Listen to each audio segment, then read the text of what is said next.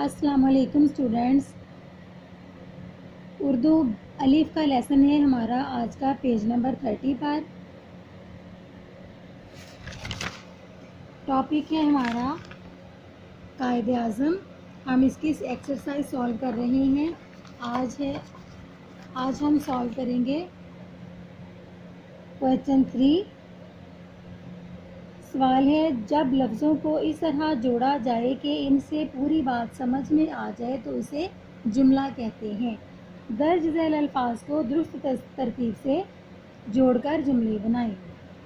نیچے کچھ الفاظ دیے گئے ہیں، ان کی ترتیب غلط ہے، آگے پیچھے کر کے دیے ہوئے ہیں، انہیں ہم نے صحیح ترتیب دینی ہے تاکہ ایک ایسا جملہ بن جائے جو کہ اچھے طریقے سے بات سمجھ میں آ جائے۔ پہلا ہے، ادھر دیکھیں،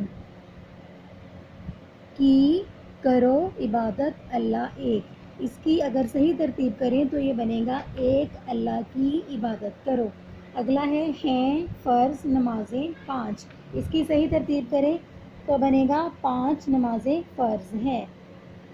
نمبر 3 پر ہے، کا مانو باپ کہا ماں۔ اس کو درست ترتیب دیں گے تو جملہ بنے گا ماں باپ کا کہا مانو۔ نمبر 4، کرو عزت کی بڑوں۔ اس کی درست ترتیب کریں گے تو جملہ بنے گا بڑوں کی عزت کرو۔